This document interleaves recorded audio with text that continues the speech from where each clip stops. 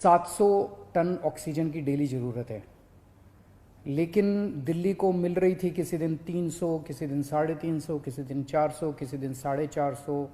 इस तरह से दिल्ली को ऑक्सीजन मिल रही थी, जिसकी वजह से अस्पतालों में कमी हो रही थी। अस्पताल मैसेज पे मैसेज डाल रहे थे, फिर मीडिया में आ रहा था इस अस्पताल में घंटे भर की ऑक्सीजन बची है, उधर आधे घंटे की ऑक्सीजन बची है, मरीजों की मौत हो सकती है, और काफ़ी ज़्यादा दिक्कत हो रही थी।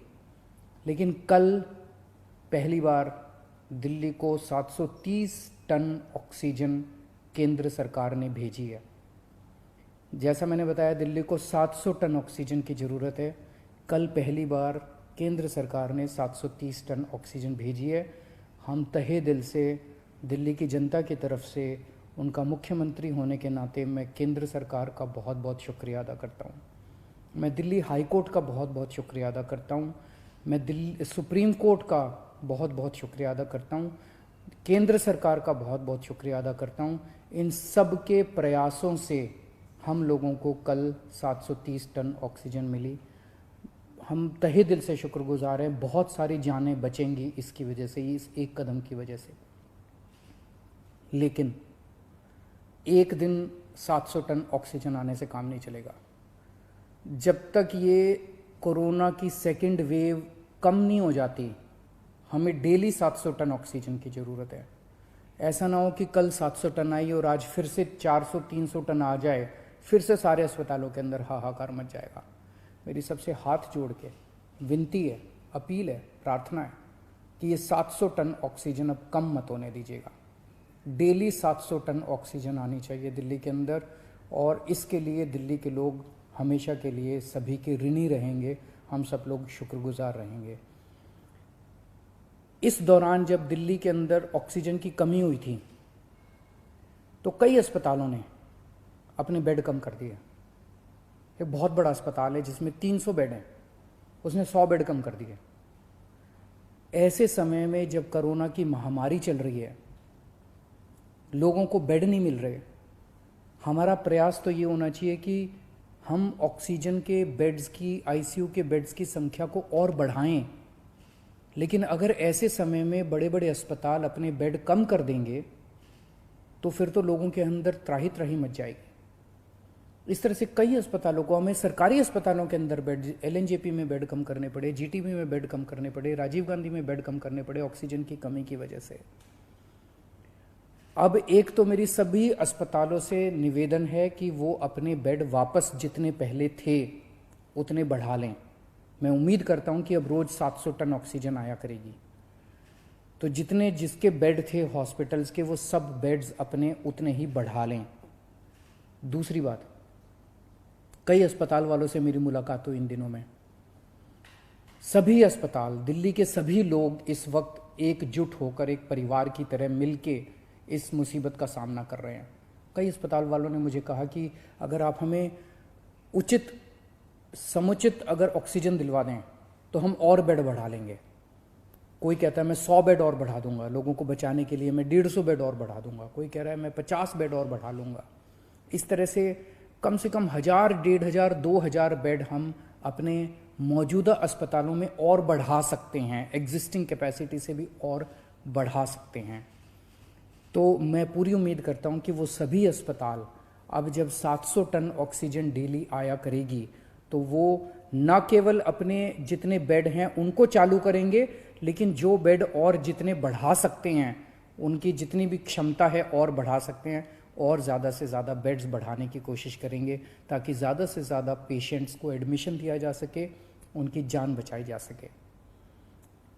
अगले कुछ दिनों के अंदर हमने बहुत बड़े स्केल पे प्लान किया हुआ है। अगर 700 टन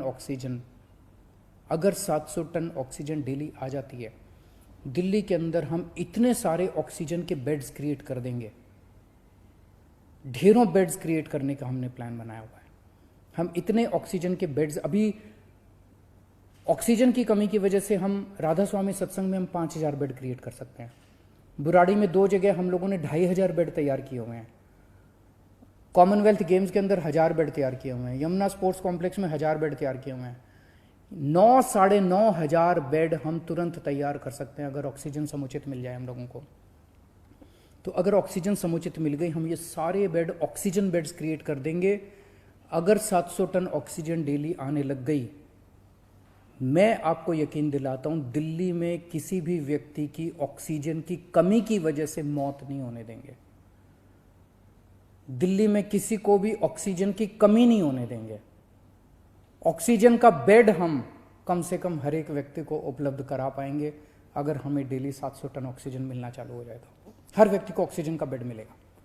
ऑक्सीजन की कमी की वजह से आपको किसी तरह की तकलीफ नहीं होने देंगे। दूसरी बात, अंत पंत में तो अपने को वैक्सीनेशन करना पड़ेगा। इसका समाधान तो वैक्सीनेशन है। और वैक्सीनेशन अभी 18 से 45 साल की उम्र के युवाओं के लिए जब से हमने वैक्सीनेशन खोला है तो बड़ा उत्साह है युवाओं के अंदर वैक्सीन लगवाने का। पिछले 3-4 दिन में मैं, मनीष जी, सतेंद्र जैन जी, हम सब लोग कई सारे वैक्सीनेशन सेंटर्स का दौरा करके आए हैं, युवाओं से मिल के आए हैं। इतना उत्साह है युवाओं के अंदर।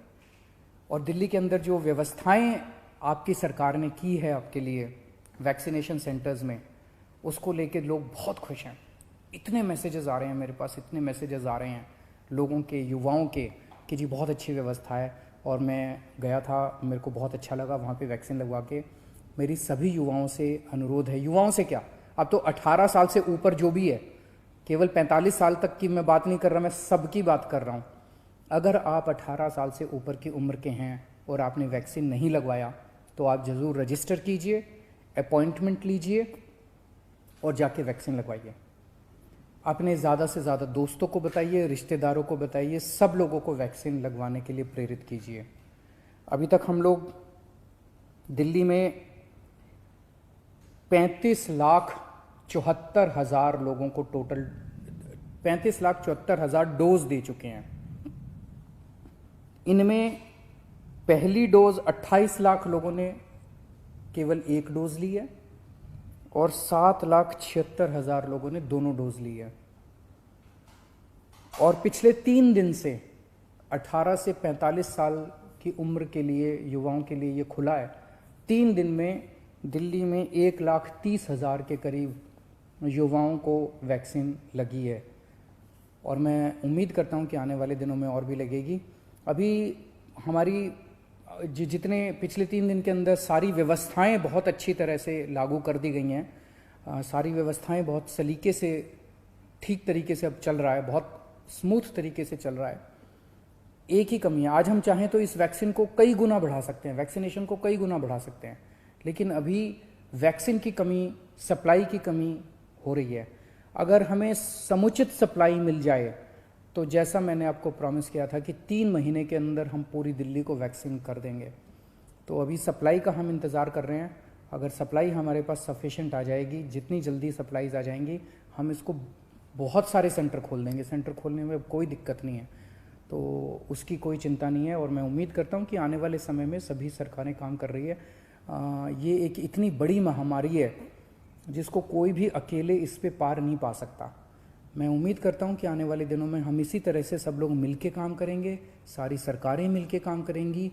कोर्ट्स का हम लोगों को बहुत सहयोग मिल रहा है, सभी कोर्ट्स भी मदद कर रहे हैं, सारी संस्थाएं भी मदद कर रही है और मुझे पूरी उम्मीद है कि ऊपर वाले की कृपा से हम जरूर इससे मुक्ति पाएंगे। नमस्कार।